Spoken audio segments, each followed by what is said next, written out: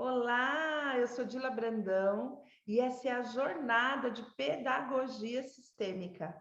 É uma alegria estar aqui com vocês nessa noite. Hoje é a nossa segunda aula da jornada de pedagogia sistêmica e nós vamos conversar sobre o aluno e as suas dificuldades de aprendizagem. O nosso olhar hoje se expande para esse aluno, se expande para essa dificuldade e nós vamos aqui do olhar sistêmico, através da abordagem sistêmica, ampliar a nossa consciência sobre esses alunos e sobre as suas famílias. É uma alegria receber todos vocês aqui, viu? Vocês estão me ouvindo? Sim. Ah, sim, porque eu liguei aqui o Spotify, esqueci de contar para vocês, o nosso curso tem playlist, viu? Essas músicas todas são da playlist. Deixa eu ver se eu consigo desligar para o som ficar aqui melhorzinho. Mas o som tá bom, né? O som e a imagem? Tá ótimo. Eleni, você tá conseguindo me ouvir bem? Ah, sim, a Eleni tem uma dificuldade com o som. Então, vamos lá. Para iniciar a nossa aula de hoje, antes de retomar um pouquinho do nosso exercício de ontem, e antes de a gente fazer essa ligação da relação com a mãe, né? E o que isso tem a ver com as dificuldades de aprendizagem, e o que para nós, educadores, a nossa relação com a mãe soa em nós e soa no nosso corpo, eu quero falar um pouquinho da definição de alma, tá bom? O que para nós é alma. Mas antes de eu falar isso, deem um joinha para mim. Como é que foi para vocês a aula de ontem? Aliás, deem um joinha não. Abra o microfone e fala para mim em uma palavra como foi a aula de ontem. No final da aula de ontem eu não quis falar com vocês e vocês vão entender o porquê disso. Quando a gente faz um movimento não é um exercício. Um exercício tem começo, meio e fim. Quando a gente faz um movimento sistêmico, a gente dá o start para algo que inicia na aula, mas nós não sabemos até onde ela vai. Então, por isso, naquele momento, eu não quis conversar com vocês, eu quis deixar vocês no silêncio. Sempre depois de um movimento sistêmico, é necessário um período de silêncio interno. A gente vai entender um pouquinho mais sobre isso. Quem pode dizer para mim como é que foi para vocês a experiência da aula de hoje? Uma, duas ou três pessoas que podem falar para mim? Quem é? Uma de cada vez? A Elaine sorriu, acho que ela quer contar. Como foi para você, Elaine? Você conhecia a pedagogia sistêmica? Não, é a primeira vez que eu estou participando, né? E Sim. aí teve aquela preparação toda para a aula ficar bem confortável. Menina, eu dormi. Eu não acredito, eu preciso ver a aula. Mas tem um motivo. Fica tranquila, tá tudo certo como está. Vocês vão entender um pouquinho mais sobre isso. Leandro, fecha seu som, por favor, tá bom, Leandro? O Leandro é do grupo de constelação familiar. Hoje a gente está na pedagogia sistêmica, mas eu convidei uma galera do curso de constelação também. Só fecha o microfone, tá? Deixa eu ver se eu consigo mutar. Gente, por isso que eu pedi tanto para vocês ficarem atentos no microfone. Ah, tá fechado. Tá fechado não, ele tá conectando ainda. Porque o microfone acaba atrapalhando. Elaine, está tudo certo como está, mesmo você tendo dormido, tá? Um pouquinho mais para frente, não sei se nessa jornada eu vou conseguir trazer isso para vocês, mas quem quiser, quem for participar do curso, né? Aqui eu tô dando para vocês um gostinho do que é conhecer a pedagogia sistêmica, até porque muitos de nós não conhecemos. Mas se você optar por continuar nessa jornada conosco, no curso que tem uma formação aí longa, você vai entender o porquê de dormir. Mas eu vou pegar esse exemplo da Elaine agora e vou ampliar aqui para todos nós, para que a gente consiga perceber ele em outros contextos, tá certo, Elaine? Pode ser? A Elaine, ela teve uma dificuldade, ela dormiu na aula. O que isso pode significar? Quando a gente pensa sistemicamente, quando a gente amplia o nosso olhar em relação a isso. Dila, mas pode significar muitas coisas, inclusive que a Elaine estava bastante cansada. Sim, isso é muito normal, natural de acontecer. Eu realmente, quando faço cursos à noite, tenho uma querida professora que ela dá aula até às 11 horas, eu nunca consegui assistir a aula até às 11 horas, né? Porque às vezes o nosso corpo realmente está cansado. Esse é uma explicação, tá bom? Para o sono na aula. A outra explicação, né? Então, quando a gente fala em abordagem sistêmica, o nosso olhar se expande para tudo e para todos. É como se abrisse um leque diante dos nossos olhos. Na abordagem sistêmica, nós entendemos que o sono, Elaine, tá? Sem julgamentos. Não necessariamente tem a ver com a nossa aula, mas é só como um exemplo, tá? O sono se apresenta quando eu estou diante de algo que eu não dei conta de ajustar em mim. Então, por exemplo, só um exemplo. Pode ser que a Elaine esteja nervosa, né? Tivesse com sono, cansada. Mas vamos imaginar que você vai para uma reunião que você não queria ir para aquela reunião. Gente, eu vejo muito isso em reunião de gestores, reunião de coordenação pedagógica, que é obrigado a ir toda quarta-feira. Não é que vai porque quer, vai porque é obrigado. Chega ali, a pessoa não dá conta de assimilar aquilo. Então, o sono é um reflexo do corpo acerca daquilo que eu não estou conseguindo lidar naquele momento. Entende? Então, o que eu vou pegar para vocês aqui do que a Elaine trouxe, e é muito importante a colaboração de vocês, né? O que vocês vão trazendo vai ilustrando a nossa aula. O que a Elaine trouxe, não estou dizendo que é isso aqui, tá, Elaine? A abordagem sistêmica, ela nos amplia hipóteses. Mas percebam vocês, qual o momento, qual situação que você vivencia que você não consegue ficar acordado? É numa reunião de coordenação? É quando você vai na casa de determinado membro do seu sistema familiar, né? Em que momento você tenta, mas você fica sonolento, você não dá conta de estar ali, como se você estivesse tendo uma resistência àquilo. Não estou dizendo que o seu caso é esse, tá, Elaine? Eu só estou ampliando o nosso olhar. Dila, mas como eu vou saber se aquilo que eu estou vivendo é realmente isso que você está dizendo ou só é um cansaço? E aí, isso, como que a gente vai descobrir isso? Nós vamos descobrir isso quando a gente começar a perceber o nosso corpo. Lá no exercício de ontem, fiz um exercício muito simples com vocês, mas nós vamos trabalhar ao longo do nosso curso como perceber o seu corpo. Então, o seu corpo reage e te responde até mesmo para você saber se você está num processo de resistência, ou aquela reunião de coordenação, ou aquela reunião com os diretores, ou a coordenadora entrou na sala dos professores, eu não quero nem ouvir essa mulher falar, vai me dando um sono. Ah, mas daqui a pouco ela vai embora, o sono passa. Opa, então eu não estava com sono, então eu estava num movimento de resistência, ok? Clareou um pouquinho para vocês? Deu aí, Elaine, para perceber um pouquinho do tamanho que a abordagem sistêmica nos leva no nível de consciência? Ok? Tá bom. Mais alguém? Quem pode dizer para mim o que foi da aula de ontem? O que sentiu da aula de ontem? Como foi ter contato com a aula de ontem? Mais uma pessoa? Um de cada vez, tá bom? Abra o microfone, clicam na reações, levanta a mão amarela. Um de cada vez, Cíntia. Você quer falar, Cíntia? Como foi para você ontem? Sim? Embaixo, não. Oi. Eu não estava muito preparada para falar, não. Eu gostei bastante, assim, eu não conhecia o termo, conheci através de você. Eu sempre falei muito sobre a humanização né, do contato com a criança ou com a pessoa que a gente vai trabalhar. Eu tenho um trabalho bem bacana, que é um projeto de resgate de brincadeiras antigas, que se chama Brincar Como Antigamente. O nome já fala. Então, vamos trocar figurinha disso, tá bom? Vamos. Então, assim, muito que eu passo para as pessoas que eu coordeno, né? Aquela coisa do Yang, né? Ao tocar uma alma humana, seja apenas uma alma humana. Outra alma humana. Isso. Sim. Então, eu estou gostando de aprender os termos novos, né? Eu gosto sempre de estar atualizada.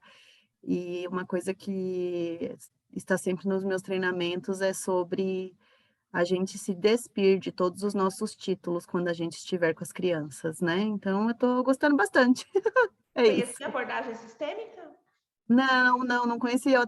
Eu até postei ontem, acho que foi você que viu, não sei se é você ou se alguém administra a sua página, mas eu até postei sobre. Eu administro a página, a cozinha, ó. A casa, o filho, o cachorro, tudo sou eu mesmo. Que coisa boa! Eu gostei bastante, inclusive compartilhei. Eu não gosto, eu não sou muito de ficar fazendo propaganda de coisas, mas eu gostei muito sobre a questão que você levantou ontem dos pilares e compartilhei aí com o pessoal que me segue. Então, Muito obrigada. grata. Muito grata. Depois eu quero entender um pouquinho mais do seu projeto, tá? Tá bom, A gente tamo conversa junto. depois. Ok, muito bom, gente, muito bom. Para quem não conhece a abordagem sistêmica, eu acredito que seja um pouco desafiador. Mas de onde essa mulher tira isso? Que fala de corpo, que o corpo sente, que tem que ouvir o corpo, da onde que ela tira isso? Né? Esse é um processo que nós vamos começar aí ainda. Não sei se é o suficiente, né, nesses 3 encontros, mas eu quero transbordar para vocês aqui. Então, tudo certo? Ficou tudo bem na aula de ontem para todo mundo? Muito bom, gente. Vamos lá. Eu quero trazer para vocês, para a gente iniciar. Eu me lembro que ontem eu disse que quando a Mariane Franklin falou para o aluno dela, ela não falou somente com a boca, ela falou com a alma. E eu quero explicar para vocês o que a alma significa para nós. Antes de eu fazer essa explicação, eu quero aqui fazer a reverência à minha querida professora Mariane Franklin, a Bert Hellinger, porque se eles não tivessem avançado, tivessem a ousadia de levar esse conhecimento adiante, eu não estaria aqui transbordando para vocês, vocês não estariam levando isso para a sala de aula de vocês, então eu faço questão aqui de reverenciar a minha mestra Mariane Franklin, Bert Hellinger. Eu não tive a alegria de estudar com o Bert, né? Eu tive a alegria de estudar com a Mariane, mas Bert partiu dessa existência antes que eu conhecesse essa abordagem, mas eu estudei com alunos dele, né? Eu bebo de outras fontes que estudaram dele. Então, minha reverência especial hoje é a nossa mestra Mariane Franklin, tá bom? Quando a Mariane Franklin olha nos olhos do Heine e diz assim: eu vejo você, ela não fala com a boca, ela fala com a alma. E tem um livro do Bert, deixa eu pegar, em vez de eu deixar os livros todos aqui, né, gente? Aqui, que é uma das nossas literaturas aqui que embasam o nosso trabalho. Esse livro chama Olhando para a Alma das Crianças, é do psicoterapeuta alemão Bert Hellinger. Quando ele fala olhando para a alma das crianças, e essa é a essência do nosso trabalho, existem definições de alma, né, de acordo com determinadas filosofias ou religiões. Nós não vamos nos ater a nenhuma delas. A nossa definição de alma para nós, é tudo aquilo que não é o corpo físico. Tudo o que não é o corpo físico, para nós, é alma. Então, as sensações, pensamentos, emoções, sentimentos, crenças, tudo aquilo que eu sinto, tudo aquilo que não é palpável em mim, faz parte da minha alma. Então, quando eu digo, eu vejo você, mas eu digo com alma, eu não estou falando somente através das minhas cordas vocais. Eu estou falando com tudo aquilo que eu sou. E eu estou falando olhando para uma outra alma. Então, eu atravesso, eu perspasso aquilo que eu estou vendo do ponto de vista físico, né? Um aluno na minha frente, um aluno agitado. Eu atravesso o meu olhar, a minha fala de alma para alma, atravessa o físico. Eu não estou falando somente para aquilo que eu estou vendo. Eu estou falando muito além daquilo. Eu estou falando para quem está diante de mim, e estou falando atravessando esse ser, ou seja, não é só físico, mas é tudo o que se expande através dali. Quando eu digo assim, eu estou falando para a alma das pessoas. Vamos experimentar o que é falar com alma? Vamos experimentar no nosso corpo físico? O exercício que eu vou fazer com vocês aqui é muito rapidinho, e vai dar para a gente falar depois, não é um exercício tão intimista. Nós vamos sentir o corpo, então vamos sentir o corpo, vamos entender como movimenta a alma, sentir isso, e vamos experimentar um pouquinho da ordem de amor, que é a lei do pertencimento. Então vamos lá começar, olha, nós aqui em Trost, tem muita gente com a câmera fechada, quem sentir no coração de abrir a câmera, nossa, eu vou amar, vou ficar muito feliz. Porque o exercício que nós vamos fazer agora, nós vamos olhar uns para os outros. Mas o nosso movimento agora que eu entendo, né? Agora que eu tenho consciência do que é atravessar o físico e olhar na alma da pessoa, nós vamos fazer esse movimento de ver cada um que está aqui presente, mas ver na alma, tá certo? Quem sente de abrir o coração, abrir as câmeras, por favor, eu vou amar ver a carinha de vocês, fiquem à vontade, tá bom? Não é nada obrigatório, aqui todo dia. Meu dente tá manchado de batom, obrigada, Cíntia. Eu já ando com tudo aqui do lado, viu, gente? Ó, dá para dar uma arrumadinha. Hoje eu até tirei o óculos, vocês viram? Eu vim de lente para vocês. Falei, hoje eu vou gata, hoje eu vou dar aula gata. Amanhã eu venho mais gata ainda, viu? Amanhã eu vou dar uma arrumada nas madeixas. Vamos lá. Tentei ser discreta, mas você contou para todo mundo, né? Eu mandei só no privado. Olha, essa é a essência dessa professora, viu? Você mandou no privado, você mandou no privado, eu contei. Não sei disfarçar. Essa sou eu de hoje, gente. Muito prazer, Dila Brandão que vos fala. Olha só, meus amores, vamos experimentar no corpo o que é ser tocado na alma, o que é estar no senso de pertencimento, tá bom? Então vamos lá, nós temos aqui alguns quadradinhos, algumas pessoas abriram as câmeras. Esse é um exercício muito comum, mas sempre movimenta bastante a gente. Quando Mariane diz assim, eu vejo você, mas ela disse olhando na alma, né? Ela atravessa aquela criança, ela olha com os olhos da alma, ela olha com os olhos do coração. E é isso que eu quero fazer com vocês. Então, o exercício que nós vamos fazer é, primeiro, respirem profundamente, solta o ar, tá bom? Uma vez, percebam o corpo, tá? Percebam o corpo, movimenta os ombros, percebam se há alguma tensão no ombro, alguma área do corpo, tá bom? Soltem o ar, respirem, soltem o ar, respirem, soltem o ar, tá bom? Presente no aqui e agora, abdômen molinho. Dila, como que eu me posiciono presente no aqui e agora? Abdômen molinho, tá? O seu centro, a sua força é aqui no abdômen. Então, relaxado. Nós vamos olhar para cada um, olhando para o outro, e nós vamos dizer para cada um assim, eu vejo você. Então, eu vou iniciar.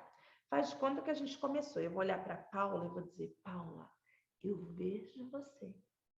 Para Eleni, eu vejo você. E aí a gente vai passar por todos os quadradinhos. Mas percebam que quando eu faço isso agora, não é um mecânico.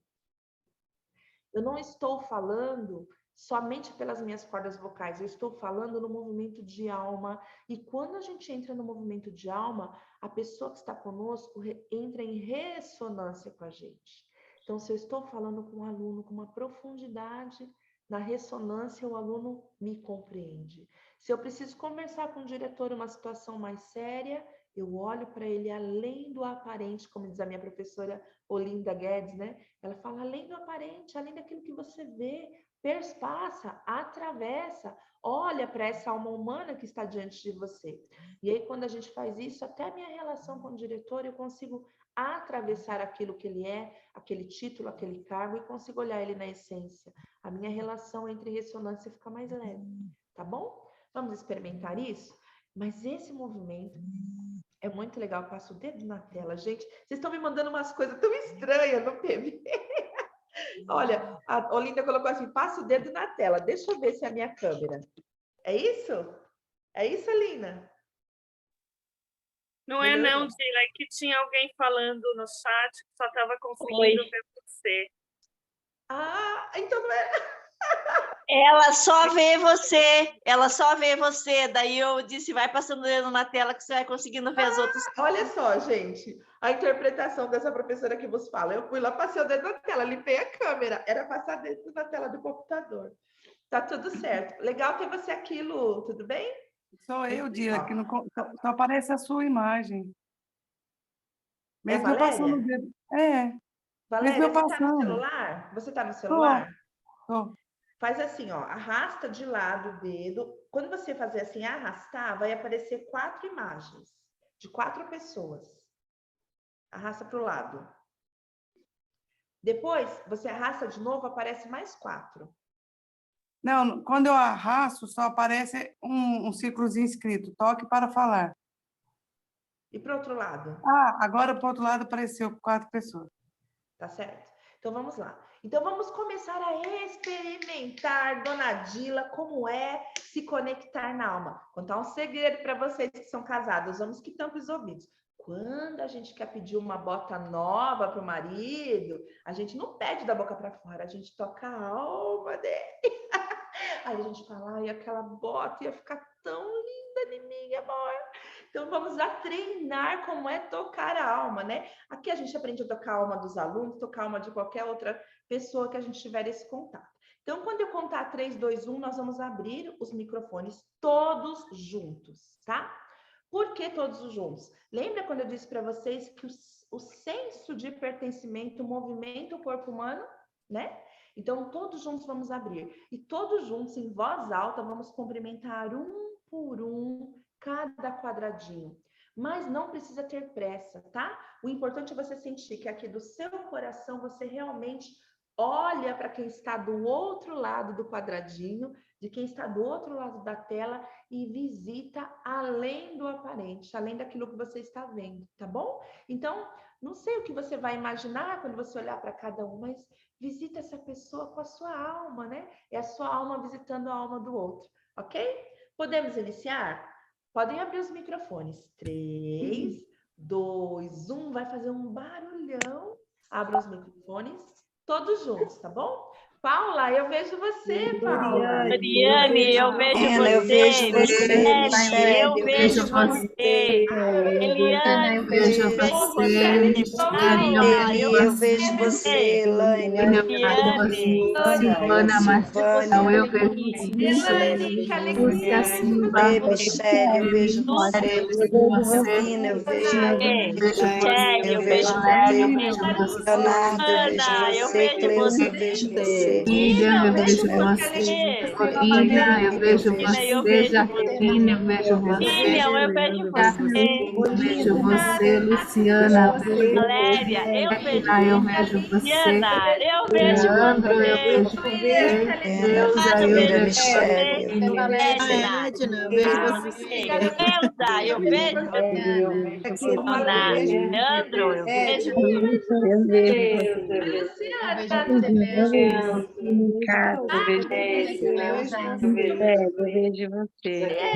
vejo você, Edna.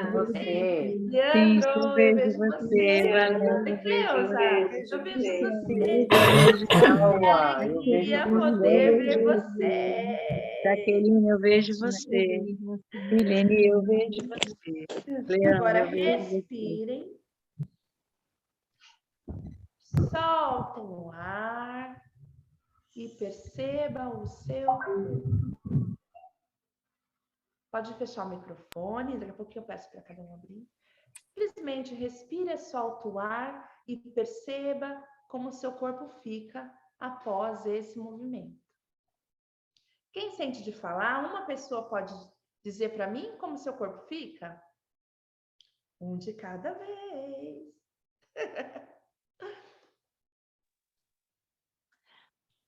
Dila, esse exercício ó, chegou de deixar minhas pernas bamba.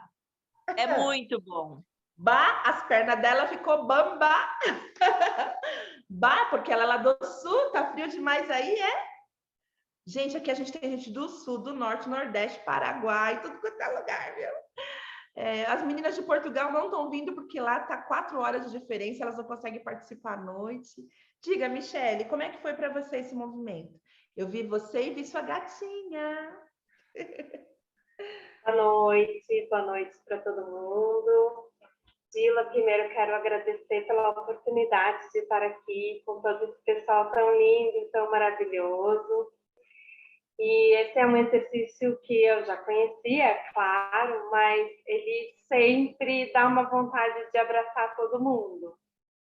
Então, toda vez que a gente vê alguém na sua alma, de alma para alma, dá uma grande vontade de ir lá e dar um grande abraço na pessoa, é isso. E aí, claro que a perna da gente fica bamba mesmo, tá, Olina? Bah, a perna fica bamba mesmo, Lina. Ai, gratidão. Quem mais? Uma pessoa pode dizer para mim qual a sensação que sente no corpo nesse movimento? Um de cada vez.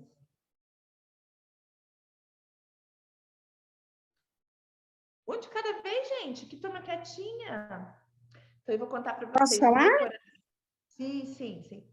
Então, eu sinto um alívio. Me sinto aliviada. Teve algumas pessoas que eu olhei, né? E falei que via, e dá uma sensação gostosa, sabe? De querer mesmo ver de verdade, dá um alívio na alma. Nossa, gente. Ô, campo mórfico abençoado! Porque olha só, o que você trouxe faz uma ligação profunda com o que é a nossa aula de hoje. Então, podem anotar aí, quem está anotando. Os nossos alunos, o que eles mais querem de nós? Eles querem ser vistos. Mas vistos desse jeitinho aqui. É visto além do aparente. É visto além da alma. Ele não quer que a gente olhe se a mochila dele está bagunçada ou não. Isso também. Mas ele quer ser visto além disso. Ele quer ser visto na alma. E é como a Eleni falou, quando eu sinto isso, dá um alívio. É como se... né? Agora, imagina o seu aluno sentindo que com você ele pode suspirar. Já imaginou como vai ser o nível de aprendizagem dele? Que vontade ele vai querer ir mais longe no aprendizado com você? Eu sinto muito em dizer, não era aqui nos meus planos, não estava aqui no meu roteiro, mas eu preciso dizer, né, que não há julgamentos, apenas constatação, né? A pedagogia tradicional, ela nos impulsiona no caminho de não ver o aluno, de ver o conteúdo, de dar conta do conteúdo, de seguir o calendário, muitas vezes até seguir a apostila. E aí, nesse movimento, a gente não dá conta de olhar para aquilo que é essencial. Mais importante que o conteúdo, mais importante que a apostila, é o nosso aluno. E não há julgamentos, nós vamos começar a entender esse processo. Não há certo, não há errado, está tudo certo como está. Era a consciência que a gente tinha. E a partir dessa aula, e a partir desse momento agora, a minha consciência dá uma expandida.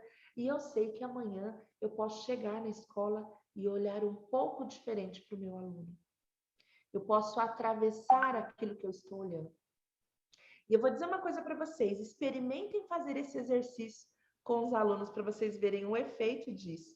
A Luciana fechou a câmera, mas se a Luciana puder falar, Lu, se você puder abrir a câmera, me conte. A Luciana é diretora de uma escola em São Paulo e eu tive a alegria de fazer, se você puder compartilhar, Lu, fazer esse movimento presencial na escola dela. Você pode compartilhar, Lu, como foi para você, o que você sentiu na sua equipe fazendo esse movimento presencialmente?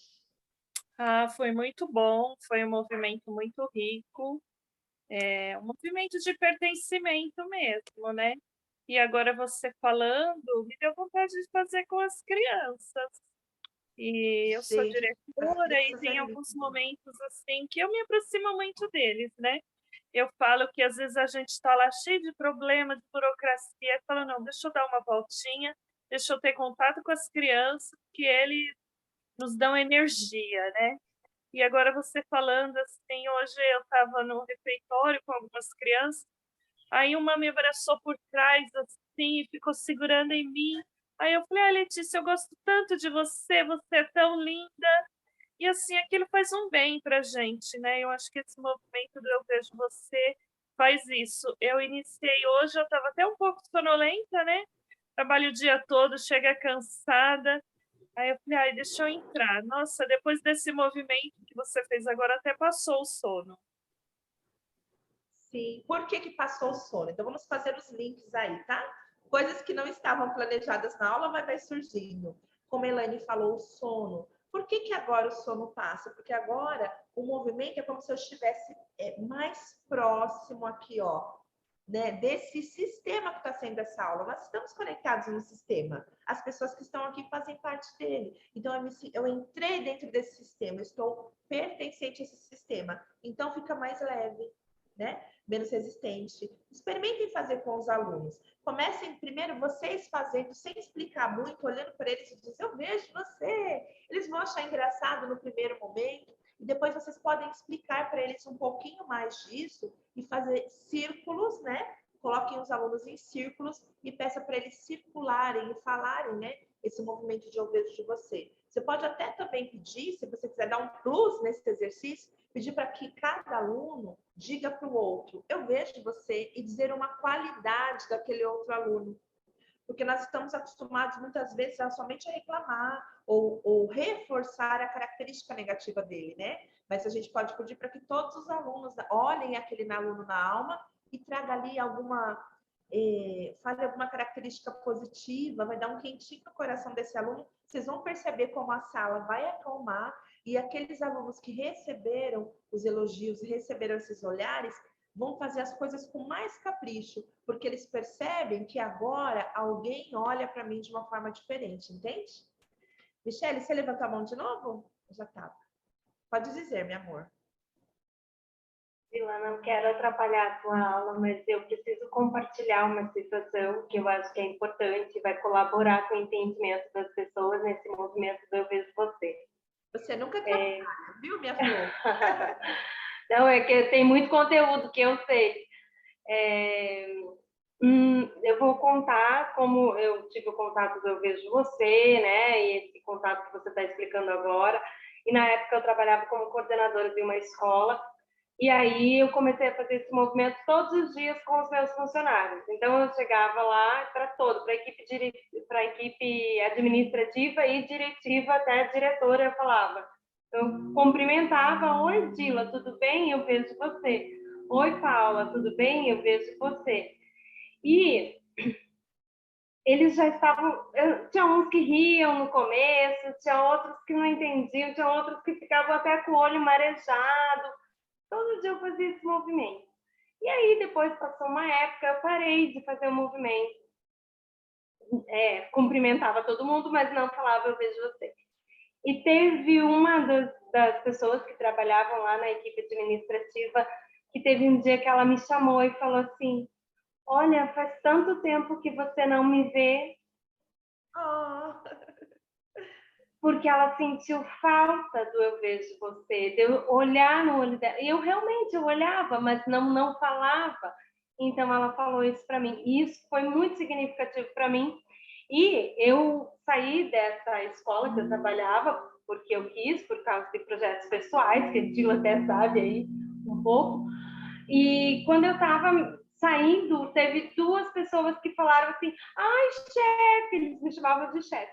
Chefe, eu te olho, chefe, não vai embora, chefe. Então, porque eles estavam retribuindo esse movimento, que era um movimento de conexão que a gente tinha. Então, ele realmente é um movimento de vínculo, e a gente sabe que a criança que não tem vínculo, ela não aprende nada, né? Então, é realmente um movimento que não precisa ser falado. E nem ninguém que se não se sente vinculado à escola não vai dar o seu melhor, né? Olha, além da Michele, aqui, quem mais é gestor? Michele, você está com o seu livro aí do ladinho? Tá? Pertinho? Eu ia pegar o da Mariana lá no quarto dela, eu esqueci. Ai, gente, mostra aqui, Michele. Deixa eu pôr a Michele. Acho que você já está aqui no PIN, né? Vou pôr você grandona, assim. Gente, a Michele é a autora desse livro maravilhoso. Qual é o meu lugar? E esse livro, ela orienta como levar as ordens de amor para as crianças. E a coisa mais linda, eu tenho um depoimento lindíssimo, né? Fala a verdade, Michele, o meu não foi a coisa mais linda. Um depoimento lindo. E eu vivo contando para todo mundo, eu não digo que é seu, tá? Mas eu vivo contando. Pode contar, a gente fez até live para contar. Pode contar, a Mariana adora ser famosa, ela puxou a mãe. E o movimento, esse livro da Michele, eu vou colocar no Na biografia também aqui do curso, tá? Esse livro da Michelle, ele nos ajuda a conseguir falar para as crianças. Muitas mães estão, às vezes, com dificuldade de falar para a criança qual é o seu lugar, e ali leva de um jeitinho muito, muito especial. Então, assim, a Michelle já tive a alegria da Michelle vir dar uma aula, né, participar, fazer uma live, né, Michelle? Venha para essa turma 2, tá bom? Fazer sua aula, falar um pouquinho sobre esse livro. E aí, quem quiser saber mais, a gente pode colocar no grupo, tá, Michelle? Põe lá o livro, põe lá o link do site, tá bom? E é maravilhoso, o livro também é interativo, é bem interessante. Parabéns, viu, pelo seu transbordar lindo, lindo. Vamos ver aqui, ó, além da Michelle, quem mais teve a experiência de passar pela gestão? Daqui que estamos conosco, eu, a Michelle, a Luciana, gestora. Quem mais é gestor? Acho que a Cíntia, coordenadora, né, Cíntia? Cíntia. Quem mais que está aqui conosco é da gestão? A Valéria, olha quanta gente. Eu quero pedir licença para vocês para falar um pouquinho sobre esse lugar, né? Esse lugar da gestão. O lugar da gestão, gente, é um lugar muito solitário. E é um lugar muitas vezes doloroso. Nós que estamos na gestão, nós precisamos estar atento a todos. E aí, quando a Michelle disse assim, quando ela saiu, a pessoa disse, eu vejo você, eu te olho. Vocês não têm ideia do quanto é importante para nós sermos vistos, às vezes, por um professor ou por alguém da equipe. Porque, no geral, a dinâmica que acontece na escola é uma dinâmica mais ou menos assim. Na sala dos professores acontece uma união entre aquilo que eles fecham e o gestor está lá. Vocês não pensem que esse movimento de estar na gestão solitariamente não é um movimento leve. Não é um movimento leve. É pesado muitas vezes estar ali. A gente se sente solitário, a gente se sente muitas vezes não visto, não reconhecido. Então, assim, só para ampliar um pouquinho o olhar de vocês. Se vocês perceberam o quanto olhar na alma de alguém faz a diferença, né? Procure, se for possível, olha um pouquinho para o seu diretor, para o seu gestor, ainda que você não fale. Não, Dila, eu não dou conta de fazer isso agora, tá tudo certo, você não precisa dar conta agora. Mas comece a perceber que ali também tem um ser humano com as suas histórias, com as suas crenças, com seus valores, com as suas dificuldades. E muitas vezes com as dificuldades que aquela função impõe. Como eu disse ontem, não há ninguém melhor ou pior, mas esse lugar, servir a vida através da educação nesse lugar, também é desafiador. E muitas vezes não é visto, né? Não é visto, eu digo, do ponto de vista de olhar através do aparente, né? Muitas vezes a gente tem uma dificuldade de olhar para o gestor na alma do gestor. Eu só olho, às vezes, para aquilo que ele faz ou para aquilo que ele deixou de fazer. Então, aí, fica aí, os gestores, eu vejo todos vocês, e o meu convite para os professores também, né?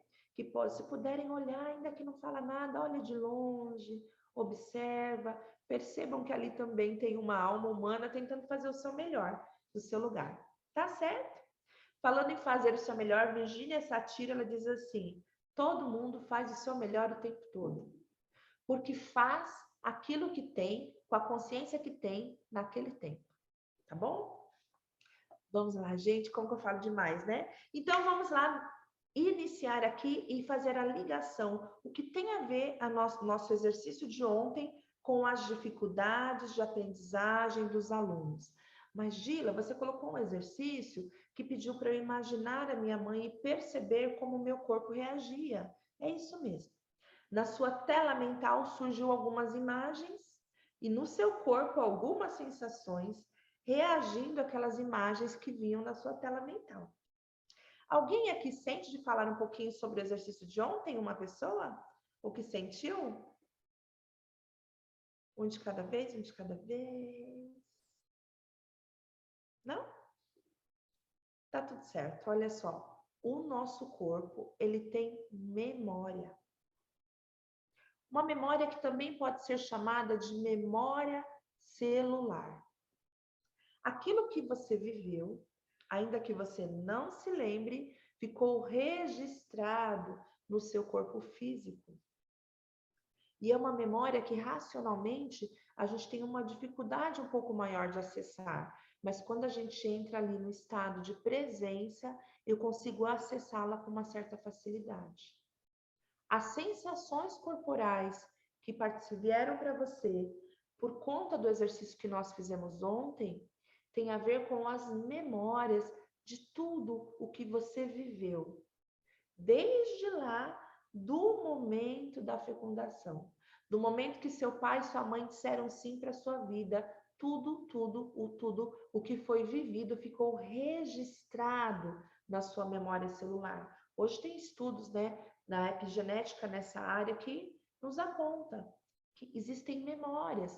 Por isso que muitas vezes algumas lembranças trazem reações do nosso corpo. Mas, Gila, o que isso tem a ver com a dificuldade de aprendizagem dos alunos? Nós, assim como os nossos alunos, estamos profundamente conectados com os nossos pais. Ontem eu fiz um movimento de estar conectado especialmente com a mãe, para a gente também pudesse pensar um pouco na vida intrauterina. E a criança, o nosso aluno, ele também está nesse processo, né? Muito conectado com os pais, especialmente porque são ainda, na sua grande maioria, isso vale para crianças de 0 a 100 anos, mas na sua grande maioria, crianças pequenas, e as crianças pequenas, elas estão num nível de racionalidade diferente do nosso. Portanto, o nível sensorial, o nível de percepção deles é maior do que o nosso, né? A nossa racionalidade manda mais. Para o aluno, não. Para o aluno, é mais o sensorial, as sensações, né? Isso é mais forte do que o racional, porque ele ainda está nesse processo de construir essa racionalidade. Então, essa criança, muitas vezes, é mais próximo dela a sensação de se ligar à mãe, ao pai, ao seu sistema familiar. E por que isso acontece, Dila? Porque, como eu já disse para vocês, e repito aqui porque é muito importante, o primeiro grande amor dos nossos alunos é o amor aos seus pais. É o amor àqueles que lhes deram a vida. É o primeiro de tudo. Depois disso vem a escola, quando a escola está conseguindo acessar esses alunos. E eu estou para dizer para vocês que a maior parte dos alunos com dificuldade de aprendizagem, nós não estamos conseguindo acessar. Porque esses alunos estão aí conectados com esse amor ao seu sistema familiar. Mas, Dila, como que é isso que você quer dizer? Explica melhor isso que você quer dizer. Olha só, quando nós saímos do ventre materno, vamos aqui para o colinho da nossa mãe, eu encosto ali, eu relembro as batidas do coração dessa mulher, o som da voz dessa mulher, né? O corpo dessa mulher me traz conforto. E aí vem o pai, ainda que o pai não pegue, mas a presença do pai aqui perto. Vamos imaginar que o pai abraça a mulher com o bebê. Quando o pai abraça essa mulher, isso traz para essa mulher uma sensação de segurança que ela também transmite para esse bebê. Então, eles estão profundamente conectados. Essa relação maternal e paternal da criança com os seus pais é aquela relação, a primeira relação que traz segurança depois do grande trauma que foi o nascimento, né? O nascimento não foi, é algo lindo, mas não foi algo fácil para nenhum de nós. Então, depois desse grande trauma, a sensação de segurança que eu tenho com os meus pais, são eles que cuidam de mim, são eles que zelam por mim, são eles que me alimentam. Ainda que, a gente pode falar um pouquinho mais para frente, que a minha mãe simplesmente pariu e me deu para outra pessoa criar. Ainda assim, eu tenho um amor incondicional, mesmo que não consciente, por essa mulher, porque eu conheço perfeitamente a mim conectado com ela no ventre materno. Então, essa relação de amor da criança com seus pais, ela é muito forte. A criança ainda não está num processo tão racional. E muitas vezes, por amor a esse sistema familiar, por amor a esse pai, por amor a essa mãe, muitas vezes por amor a esses irmãos, lembrando que o sistema familiar vem antes do sistema escolar, né?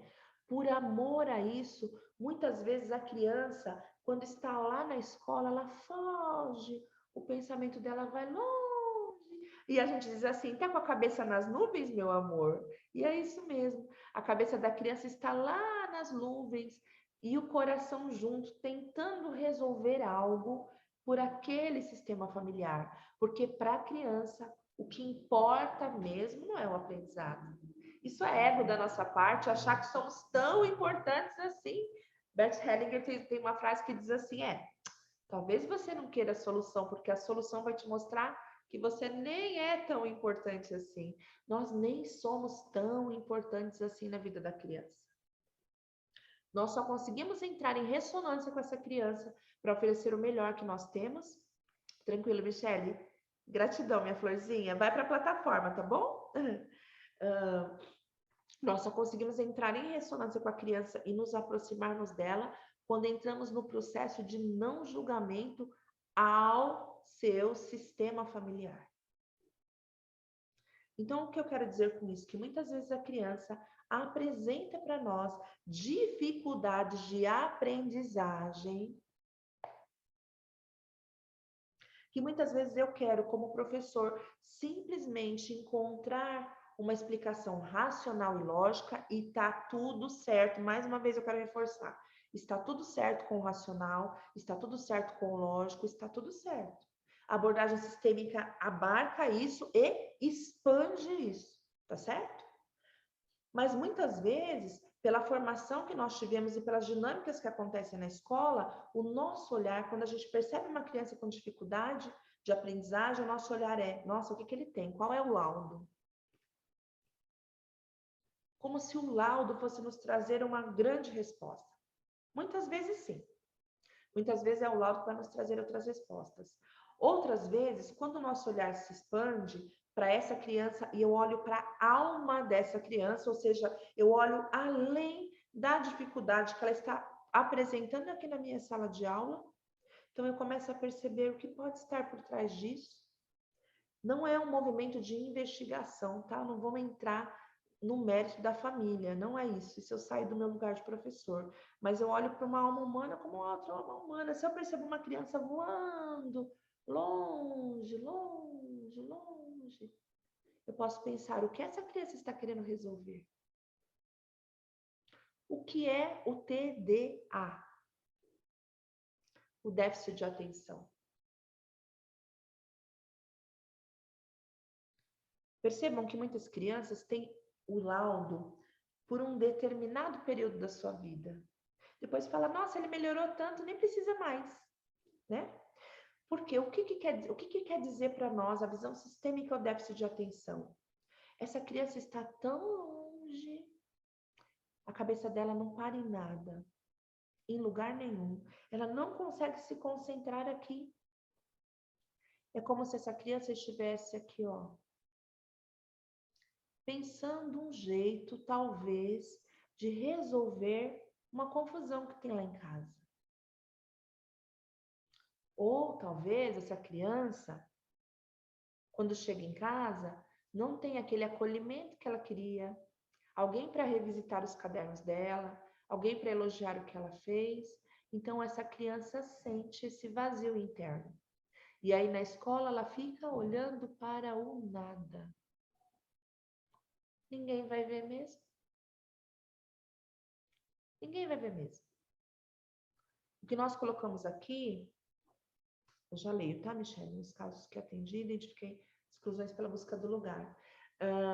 O que a gente vai perceber aqui é que a criança, ela não está na sua racionalidade tão intensa quanto o adulto. Então, a criança, ela expressa muito mais os movimentos inconscientes do que nós, adultos. Nós também expressamos os nossos movimentos inconscientes, menos do que as crianças. As expressões do inconsciente dela é mais latente, ela mostra mais. Então, a criança, ela vagueia. Um déficit de atenção, estou perdida. Ninguém me vê, ninguém me olha, não interessa o que eu faço, então eu vou imaginar outras coisas. E a criança vai longe. Dila, mas ter um laudo ajuda. Excelente. Muito bom ter um laudo, muito bom ter um acompanhamento psicopedagógico, tá tudo certo. E muito bom ainda se esse professor consegue olhar além do aparente, olhar além do laudo e olhar na alma dessa criança. Aí, nessa ressonância, mesmo que eu não diga para a criança, querendo ver os comentários de vocês, mesmo que eu não diga para a criança, ainda que eu não fale. Nós, seres humanos, estamos conectados por ressonância. Ainda que eu não fale, mas que eu perceba isso nessa criança, essa criança vai sentir algo diferente quando olha para mim. E aí vai querer aprender comigo. E o que é, então, Dila, o déficit de atenção com hiperatividade? O que você quer dizer com isso? Ah, aquela criança que não para quieta, você está querendo dizer? Aquela criança que corre pelo corredor? Aquela criança que não dá conta de ficar sentada no seu lugar? Aquela criança que precisa ir lá no final da sala para mexer com os outros? Aquela criança que não para no lugar? Ah, sei. Talvez essa criança não esteja no seu lugar, no seu sistema familiar. E aí ela precisasse correr tanto, talvez, como se estivesse procurando um irmão que não nasceu. Alguém está faltando aqui. Talvez o pai que foi expulso de casa porque bebia tanto. E aí essa criança não tem contato. A alma, o inconsciente, não consegue ficar parado aqui, prestando atenção na escola, porque eu tenho coisa mais importante para resolver. E o que é mais importante para mim é aquilo que eu amo primeiro. E o primeiro amor das crianças é o amor aos seus pais, ainda que ela não os conheça fisicamente. A criança conhece os pais. Lá na transmissão da vida, a criança recebeu 50% de tudo que o pai é. A criança recebeu 100% do que o pai é e 100% do que a mãe é. Isso compôs as partes da criança, 50% pai, 50% mãe. O pai vive na criança, ainda que ele foi expulso, ainda que ele está preso, ainda que ele não pague pensão. E esse movimento, quando esse amor se expressa na escola, criança nenhuma dá conta de prestar atenção. E às vezes eu não consigo nem ficar sentado na cadeira. Eu preciso pular, eu preciso expressar, como se eu estivesse procurando alguém. Vou contar uma história para vocês, eu acho que eu já contei em algumas lives. Não lembro se eu contei no workshop. De um caso, eu tenho essa, graças a Deus, né, essa experiência, 20 anos de atendimento às famílias, né? 20 anos de gestão, então a gente acaba atendendo bastante famílias. Um caso me marcou muito, de TOD. O diagnóstico da criança era TOD. Chamava a mãe para conversar, não adiantava, a criança não parava na sala, a criança não parava na sala, a criança fazia de tudo para ser expulsa da sala. Prestem atenção. Ele aprontava tanto na sala que ele queria ser expulso da sala.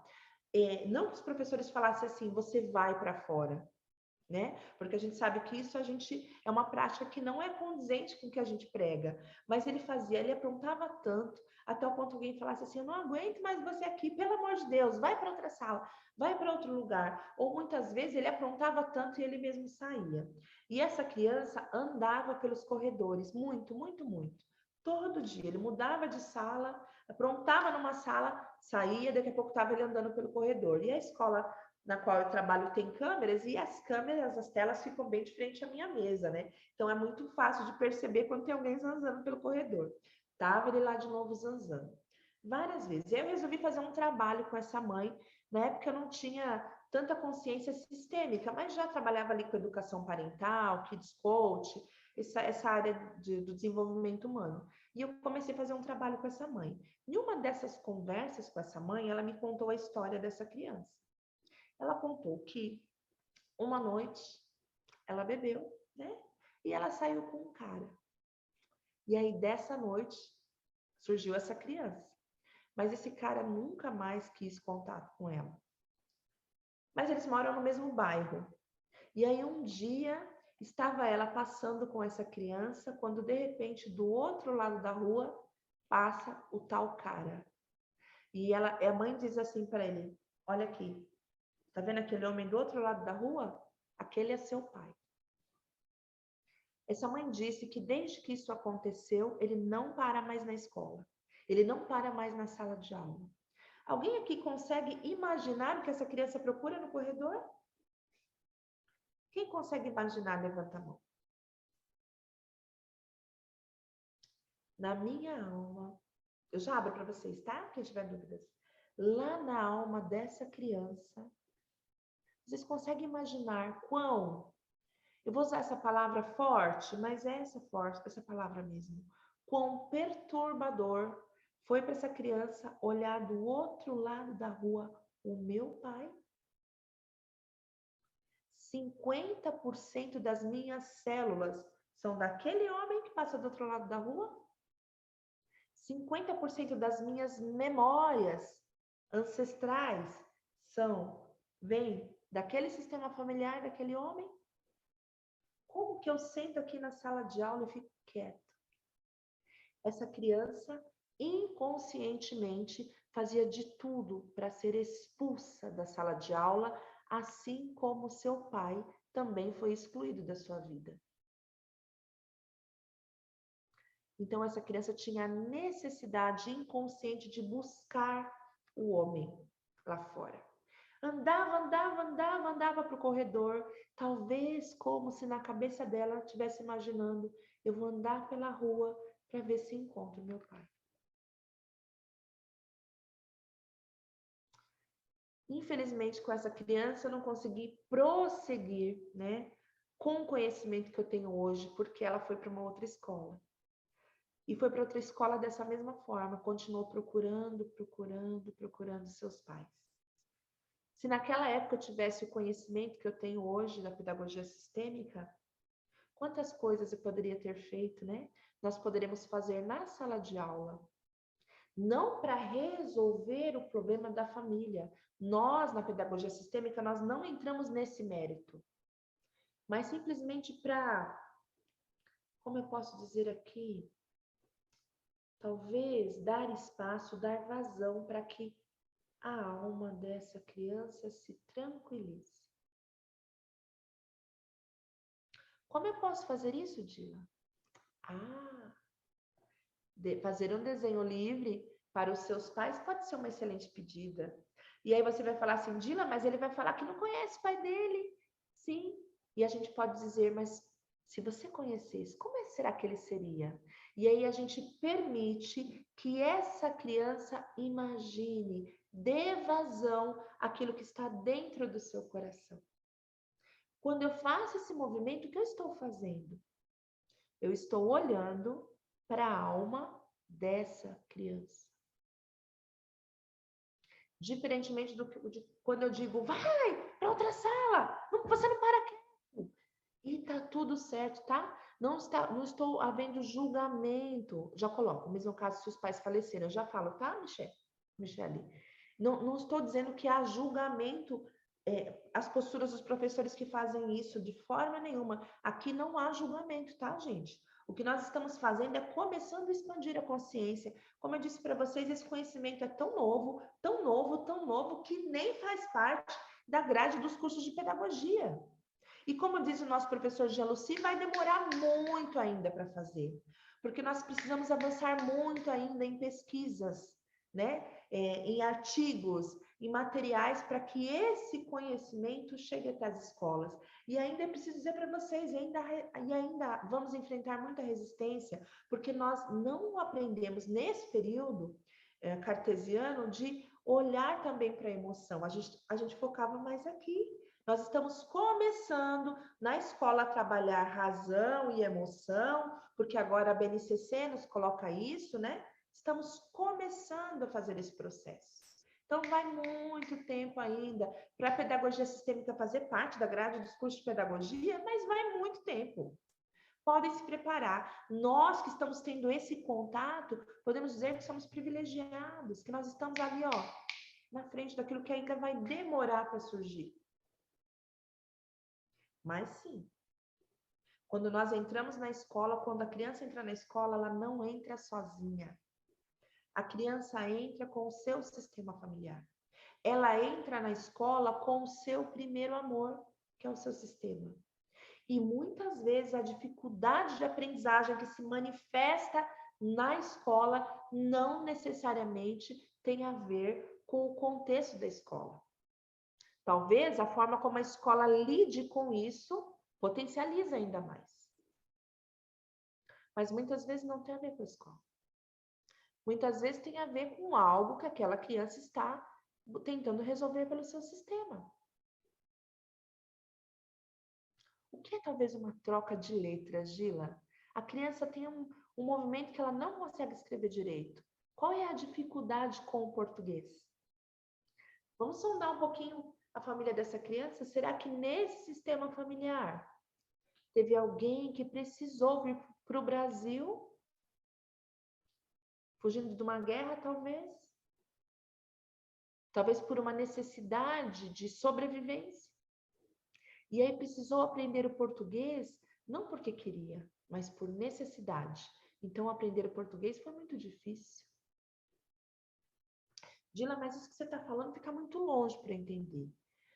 Quando nós recebemos lá no momento da concepção 100% do que o nosso pai é, 100% do que a nossa mãe é, e nos dividimos 50% ele, 50% ela, junto com todas essas células que formam a cor do nosso rosto, a textura do nosso cabelo, o formato do nosso corpo, junto com isso vem memórias nessas células.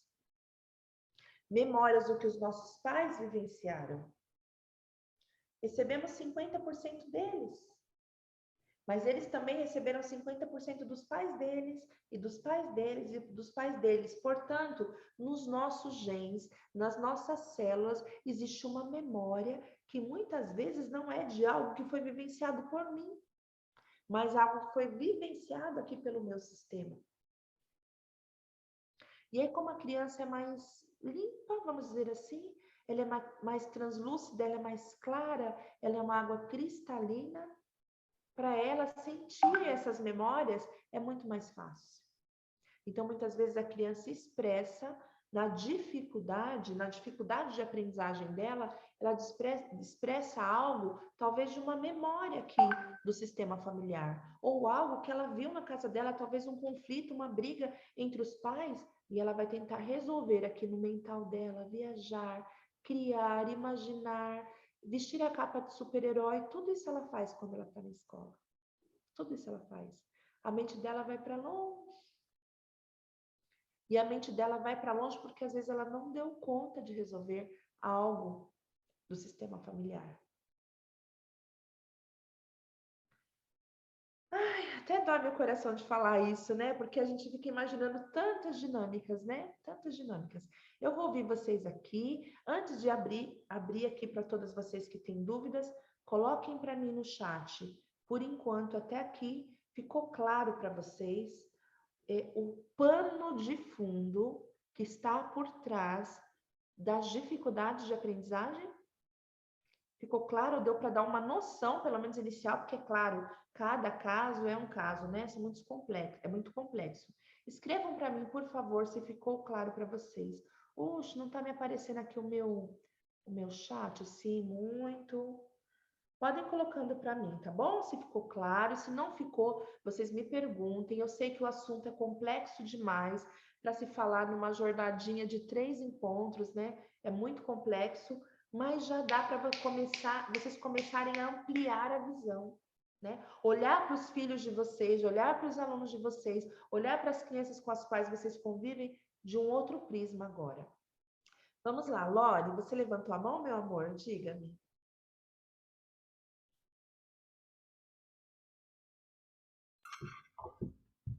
Oi, oi.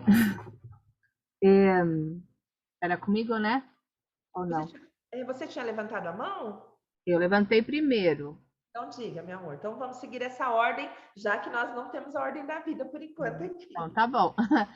Não, só sobre essa questão que você falou, o ano passado eu tive uma experiência, porque daí eu tive o privilégio de fazer um cursinho tipo assim, de 2 dias de pedagogia sistêmica, e onde eu expus o caso de 2 alunos meus, 2 meninos. Um era bastante, assim, agressivo, e o outro elétrico, que nem você falou, né? Então, chegou a metade do ano e uma das mães reclamando, porque se ele não se acalmar, porque se o outro amiguinho não parar de bater, porque alguém vai ter que mudar de sala. E eu mandei essa mãe se tranquilizar e falei que eu ia começar a olhar para eles de uma forma diferente, que eu tive essa oportunidade de aprender. E você sabe que são 2 meninos assim. Um perdeu o pai quando ele tinha acho que um aninho e pouco, o pai faleceu. E o outro menino, o pai foi preso, né?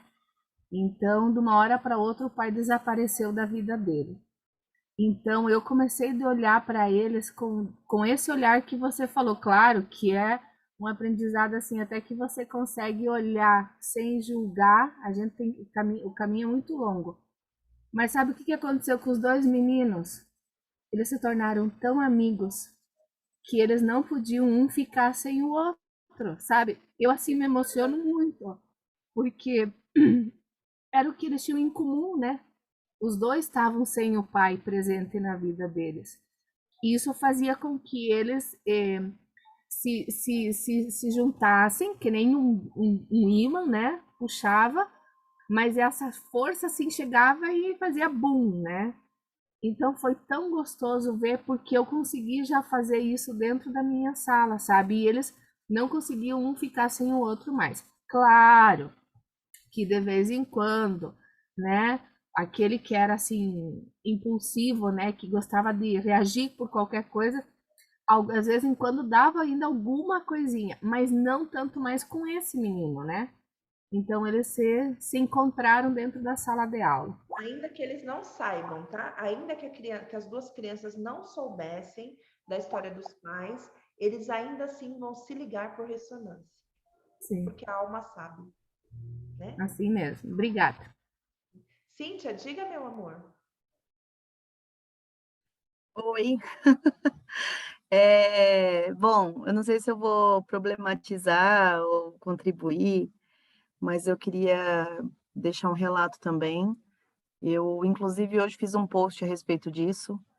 Eu decidi trabalhar, eu falei que a educação, eu não trabalho com educação, né, nem com a área da educação à toa, a educação me encontrou antes de eu achar a educação que me encontrou.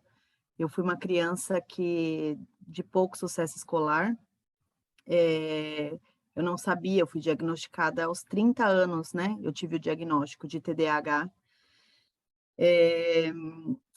e não foi de ordem de regulação familiar, né, assim, apesar de eu não ter o pai presente, né, isso era muito bem estabelecido, porque eu vim de um vínculo familiar. Se vocês verem a história da minha família, é mulher, mulher, mulher, mulheres e mulheres e mulheres, enfim, são muitas mulheres, e se a gente vê espiritualmente também, a gente sempre diz, enfim, é uma questão... Desculpa, não entendi. Quantos irmãos você tem? Eu tenho 2 irmãos, né? Somos eu e mais 2 irmãos, uma irmã e um irmão. Mas, enfim, é patológico mesmo, além do TDAH, eu tenho uma lesão no cérebro, né? Então, é completamente patológico mesmo, porque a minha lesão, ela causa uma falta de oxigenação no meu cérebro. Enfim, por que eu estou relatando isso para vocês? Estou abrindo aqui para vocês. Eu nunca escondi isso de ninguém. Muitas das pessoas que me procuram em consultório, inclusive, é em virtude do histórico, porque quando a família recebe um diagnóstico de TDA ou de TDAH, é óbvio que a primeira impressão, tipo, oh, meu Deus, e agora? Me preocupa muito várias questões, né? Assim, eu tenho 10 anos de experiência de atendimento clínico. Qual é a minha preocupação? Hoje a criança corre de um lado para o outro, não tem essa percepção familiar, poucas vezes houveram relatos de um estudo familiar para saber se se realmente a criança tinha uma hiperatividade ou se era muita energia acumulada, e na hora de receber os comandos ou os ajustes escolares, que é a sociedade que a criança se adapta, é a primeira sociedade, é a segunda, na verdade, né? A segunda sociedade que ela se adapta. Quando ela chega num local com regras enfim, reduzindo o local de onde ela pode correr, a hora que ela pode correr, então isso gera bastante desconforto, e muitos médicos, infelizmente, né, não são todos, mas muitos recebem o relato e já falam, é hiperativo, e a gente chega na clínica e pensa, poxa, não, é ajuste familiar, né? Mas a gente não pode excluir o fato da questão patológica, e eu vou dizer por quê. Porque eu tenho TDAH, mas a prevalência maior é do meu déficit de atenção. Então, o meu relato hoje no Instagram, inclusive, foi que eu aprendi a estudar na faculdade. Na faculdade eu aprendi a estudar, para vocês terem ideia. Então, até eu chegar na faculdade, nem minha mãe acreditava mais em mim, porque eu sempre passei porque eu fazia amizade, eu sempre passei porque eu corria atrás de recuperação, mas eu nunca passei, nunca fui aluna, eu não sei da época de vocês, mas eu não sei com quantos anos das pessoas que eu estou falando, mas na época que eu estudei, as salas eram divididas por A, B, C, D, E, F, então eu sempre era turma F, porque eram os alunos que tiravam pouca nota, os alunos estavam todos lá.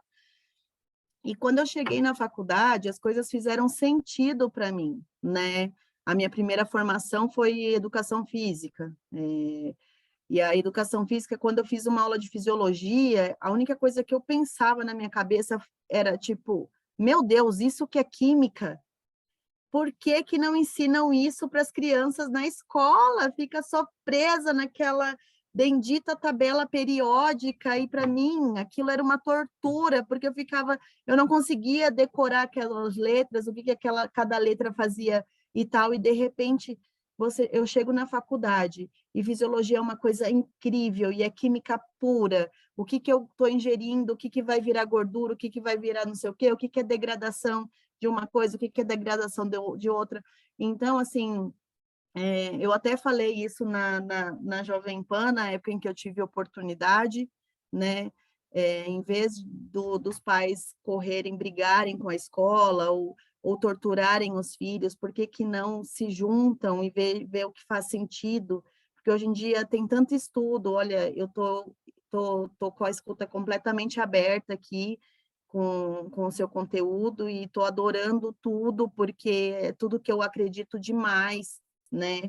Na humanização mesmo, porque é enlouquecedor. Hoje eu tenho 40 anos, eu consigo focar. Eu consigo focar porque o meu foco é completamente treinado. Então, eu me preparo, para você ter ideia, eu me preparo para a sua aula. Então, se alguma coisa sai fora do contexto, eu já fico desorganizada. Então, essa desorganização é extremamente estressante, porque a questão do TDA não é que a gente não presta atenção, é que a gente presta atenção em tudo ao mesmo tempo. Então, quando eu estou abrindo a câmera para assistir a sua aula, eu tenho que deixar você no foco, porque senão eu vou ver o gato, eu vou ver a pessoa que tá coberta, eu vou ver a moça que abriu e fechou a câmera, eu vou ver tudo ao mesmo tempo, e isso é enlouquecedor para qualquer criança. E não é, às vezes, só ajuste familiar, é fisiológico, porque em mim é fisiológico, sabe?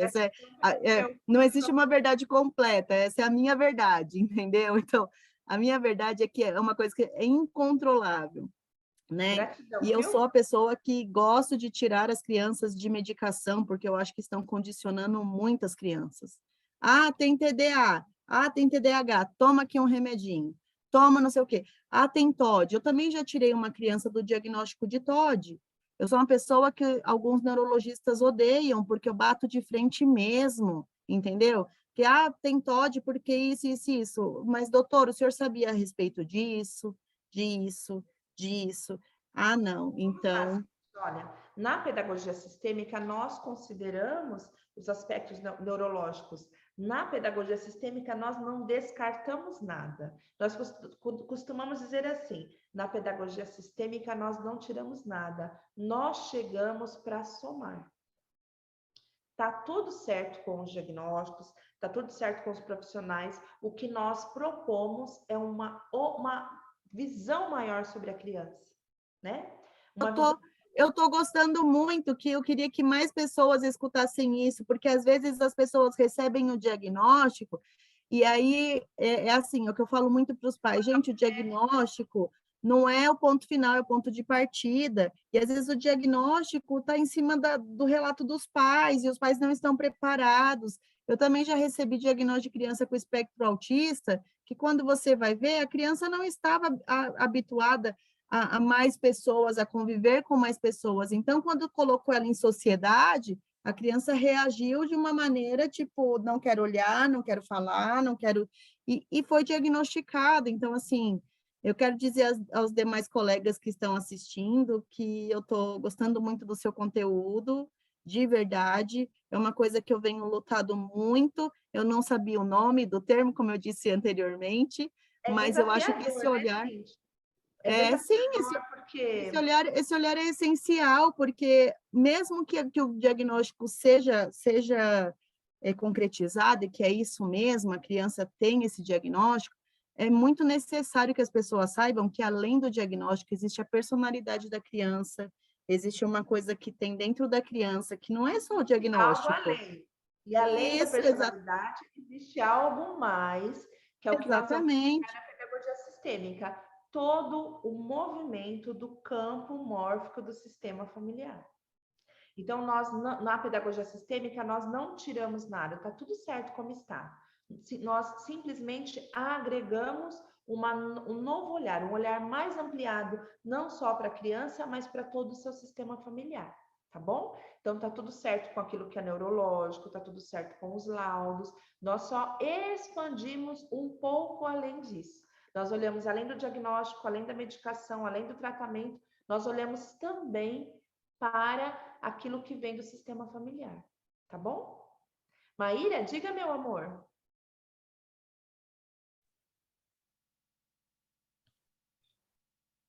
Eu vejo você. Seu microfone está aberto? Não estou te ouvindo. Acho que é o seu fone de ouvido. Consegue me ouvir sem ele? Sim? Sim. Só uma contribuição, porque eu tenho um aluno esse ano, recebi esse presente maravilhoso, né? Que ele não tem o diagnóstico de TDAH, mas é nítido pelo comportamento dele, ele está sempre procurando algo. E complementando, Cíntia, o que você falou para nós, ele é uma criança que não quer crescer. E a gente descobriu isso no desenho da família. Ele se desenha em todos os desenhos dentro da barriga da mamãe. Ele está com 7 anos.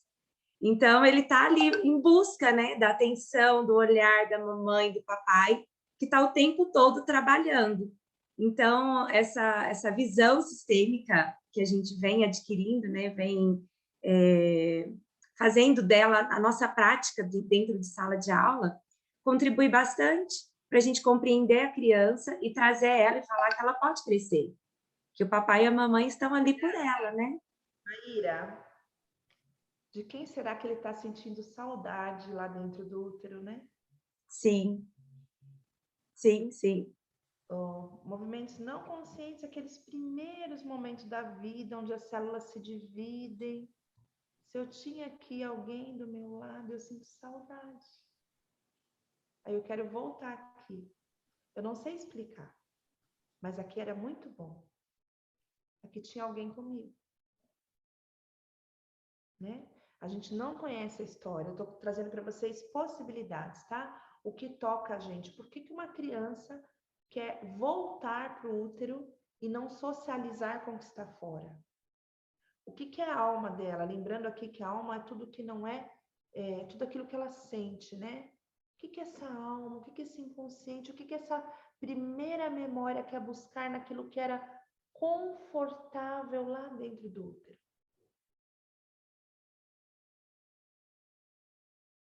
Talvez essa criança, olhando para a Michelle agora, precise encontrar o seu lugar na Michelle.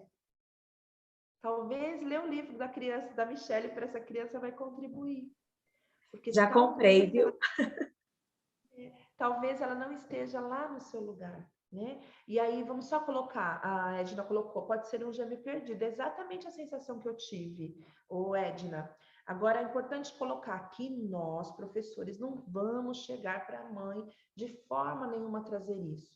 Quando a gente tenta entender o sistema familiar da criança, ou quando a gente tenta adentrar em questões da família, nós saímos do nosso lugar de professor, tá? O que eu posso fazer do meu lugar de professor? Simplesmente dar possibilidades de vazão para isso. Então, você me permite? Então, uma possibilidade, só incluir está tudo certo, a Michelle colocou. Uma possibilidade, tá? Eu não preciso direcionar especificamente com essa criança. Eu posso fazer uma atividade com todas as crianças. Colocá-las em círculo e fazer um desenho livre, contar uma história, contar a história do dia que você nasceu, ou contar a história do livro da Michelle, Qual é o Meu Lugar, contar uma história para todos, sem exceção, então não é só para essa criança não precisa se sentir diferente. E aí a professora pode contar para as crianças imaginarem como que era morar dentro da barriga da mamãe. E aí todas as outras crianças juntas, não só ela, vão desenhar.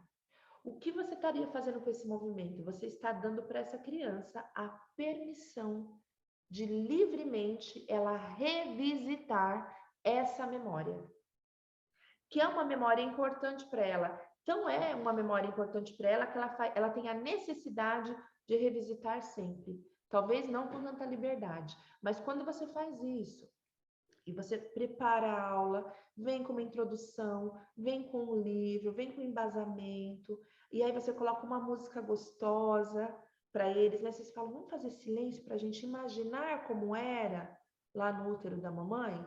E aí colocar uma música, deixa as crianças, porque quando a gente faz esse tipo de movimento, gente, a gente está dando para a criança a permissão dela ir lá longe,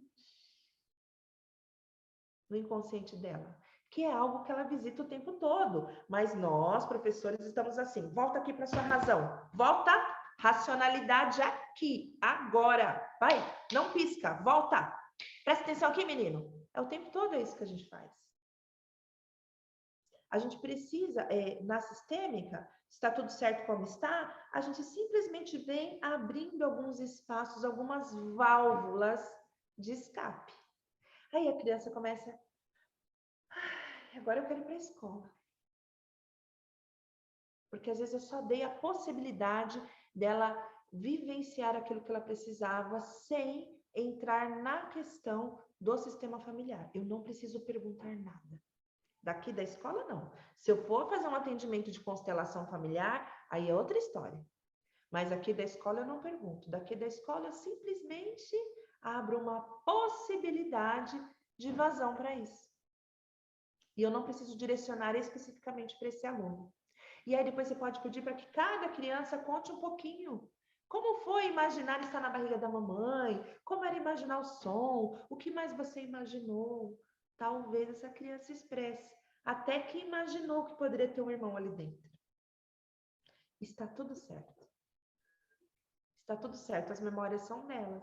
Ela vai acessar no tempo dela. Tá bom?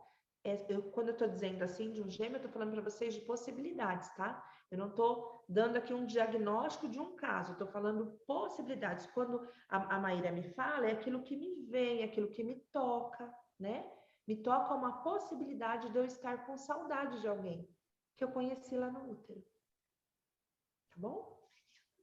Tudo certo, meus amores? Gente, como eu falo, tá dando a nossa hora. Gratidão, Dila, Michelle também.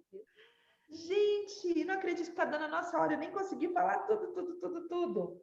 Então, vamos lá, olha, para as dificuldades de aprendizagem, eu vou aqui reduzir para vocês. Está tudo certo, né? Nós na pedagogia sistêmica olhamos para as questões neurológicas, olhamos para as questões de diagnóstico, olhamos para as questões fisiológicas, está tudo certo, nós não tiramos nada disso. Nós simplesmente ampliamos um pouco o nosso olhar, né? Para outras questões que não são mensuráveis, né? Quem consegue mensurar quando uma criança vai longe pensar no útero, né? Não são mensuráveis. Eu simplesmente olho para isso também. Além do diagnóstico, além das questões patológicas, além de todo o tratamento, eu amplio o meu olhar. Então, aquele meu olhar de professor ampliado soma-se ao tratamento dessa criança. Uai, talvez o resultado seja muito melhor, talvez a melhora no desenvolvimento dessa criança seja muito mais rápida. Tá certo? Talvez porque o meu olhar agora, enquanto professor, também se expandiu. Eu também dei para essa criança a possibilidade de uma vazão maior. Ou talvez essa criança percebeu em mim que comigo ela pode confiar. Ela entrou em ressonância comigo. Alguém disse aqui, acho que foi a Cíntia, que falou assim, eu não escolhi a educação me escolheu.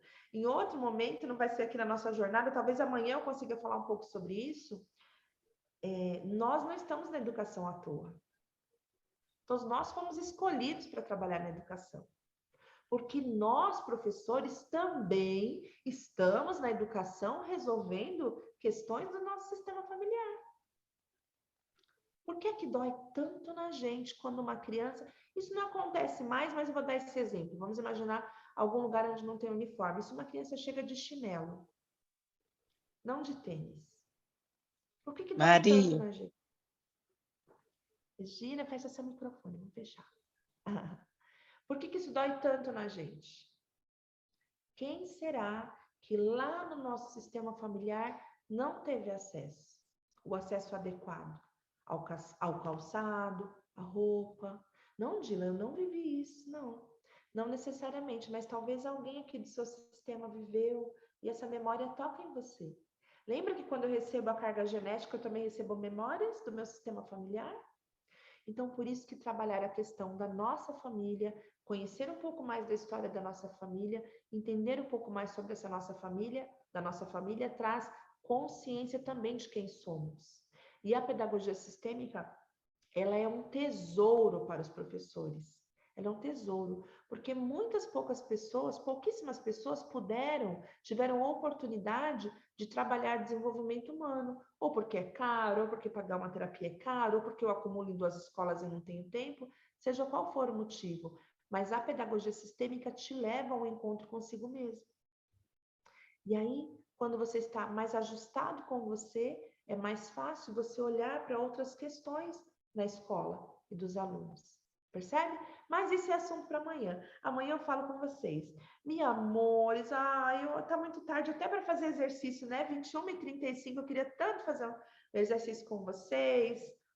Eu sinto muito. Então, amanhã eu voltem para a aula, tá bom? Para a gente entender um pouquinho mais sobre os processos do professor, o que é o excesso de trabalho, o que causa dor no corpo, quais são as principais causas de adoecimento do professor. Amanhã nós vamos falar um pouquinho sobre o professor. E aí, se você sentir que seu coração está tocando para saber um pouquinho mais desse conhecimento, amanhã eu explico melhor para vocês.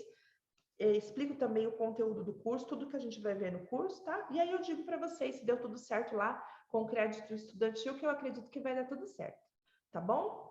Eu quero agradecer vocês, mas eu não gosto de terminar sem um exercício. Gente, estou super atrasada, mas eu não gosto mesmo de terminar sem um exercício. Então, eu vou terminar aqui no silêncio, tá bom? Rapidinho no silêncio, fazer um exercício, deixo vocês tranquilas para vocês poderem ir embora lá assistir a Juma. Diz uma coisa para mim, antes de eu entrar no exercício que eu vou começar o exercício, o movimento, perdão, não é exercício, é movimento. E aí eu deixo vocês no silêncio. Valeu a nossa aula de hoje? Quem sente que valeu a nossa aula de hoje, manda um joinha aí para mim, se valeu, se fez sentido. Às vezes eu fico preocupada, gente, o assunto é tão complexo, será que foi possível? E ai, Edna, que alegria, viu? Eu vejo você, mesmo aí com a câmera fechada. Ok, então vamos fazer um exercício olhando para a criança do professor, tá bom? Então, respire fundo, solta o ar. Gratidão, Paula. Voltem amanhã, tá bom? Independente de quererem fazer o curso ou não, aproveitem esse transbordar. É claro que eu vou amar se vocês vierem fazer o curso comigo. Imaginou? Um ano a gente juntinho, quanto transbordar maravilhoso. Vamos lá, respirem fundo, soltem o ar. Mais uma vez, respirem fundo, soltem o ar. E agora eu gostaria que você imaginasse um lugar bem bonito, que você gosta muito. A imaginação é um dos recursos da pedagogia sistêmica. E aí, lá longe, vem na sua direção uma criança. Vem na sua direção, se aproxima de você, olha para você, e aí você se dá conta que essa criança é você entre os 5 a 7 anos de idade. Olha que roupinha linda você está. Olha para o seu rosto, para o seu cabelo, para o seu corpinho. Quantos sonhos, quantas expectativas, quanta ansiedade. Quantas emoções aí presas nesse coraçãozinho. Olha para você com todo amor. E agora, aqui na nossa aula hoje, o seu olhar se expandiu um pouquinho mais sobre a infância, sobre o que é essa criança. Então, você consegue olhar para ela agora e perceber que às vezes ela queria resolver algumas coisas.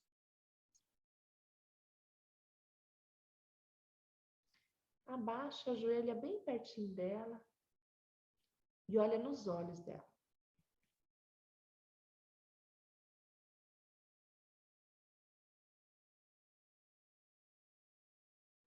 Com todo o amor, diz assim para sua criança: eu estou aqui. Eu estou aqui agora por você. Agora eu sou adulta. E agora eu sei. E agora eu posso fazer por você.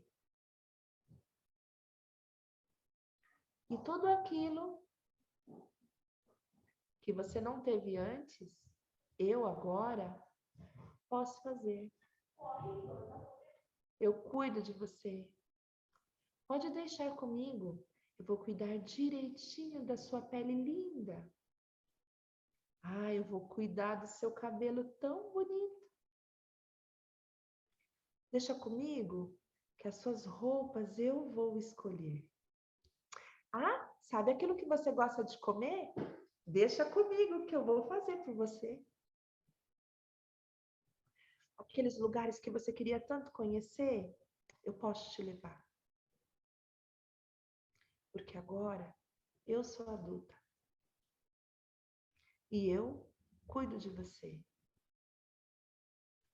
Minha criança.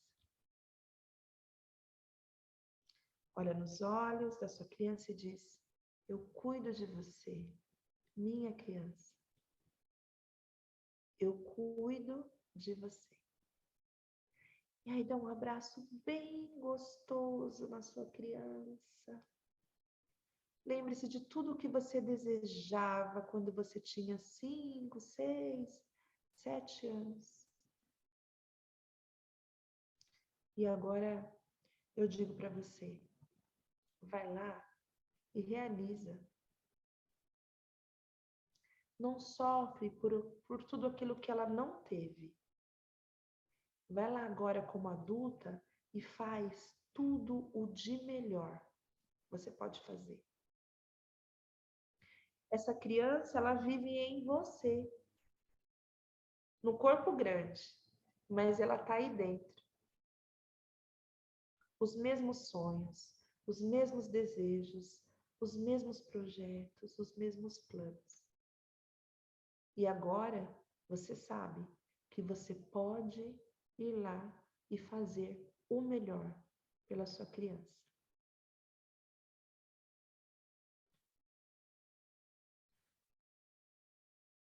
Respire fundo, solta o ar. Eu vou deixar um exercício para casa para vocês, tá bom? Se vocês sentirem, façam um desenho livre, sem racionalizar. Nesse desenho livre virão memórias da sua infância, memórias de coisas que você queria. E aí você pode começar, na hora de fazer o desenho, as imagens vão vir, as memórias virão, você pode fazer uma lista daquilo que a sua criança quer. E aí você começa a fazer, para experimentar a alegria no seu corpo físico, a alegria nas suas memórias, porque elas continuam aí dentro de você, elas fazem parte de você. E agora você pode cuidar delas. Eu agradeço profundamente. Eu deixo vocês nesse movimento. Quem não puder desenhar, não conseguir desenhar, procura uma imagem, uma foto. Olha isso. É disso que eu me lembro.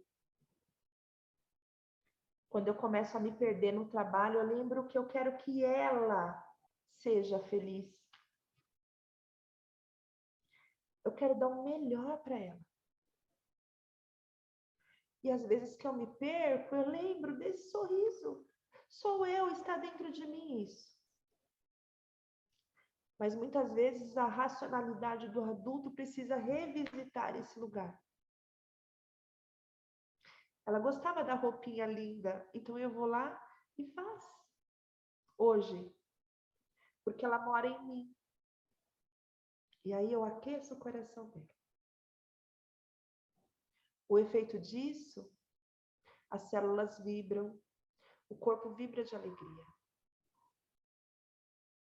Se você não puder desenhar, veja se encontra uma foto sua, tá bom?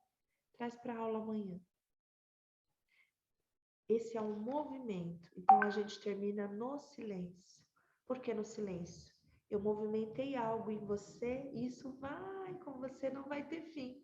Talvez amanhã você vai se lembrar de alguma coisa, depois você vai se lembrar de alguma coisa, quando você dormir você vai se lembrar da sua boneca. É o seu movimento, tá bom? Traz amanhã para mim um símbolo da sua infância, ou um desenho, ou um objeto, ou uma boneca, ou uma foto. Essa é a Dilinha, ela mora em mim. E hoje eu, adulta, faço tudo por ela. Não preciso mais ficar reclamando, brigando por aquilo que ela não teve. Hoje eu vou lá e dou o melhor para ela. Ah, agora eu cuido desse cabelo. Eu coloco até cílios nela, menina, que ela adora. E aquelas unhas postiças, ela ama também. Tá bom? Boa visita à sua criança interior, viu? Até amanhã!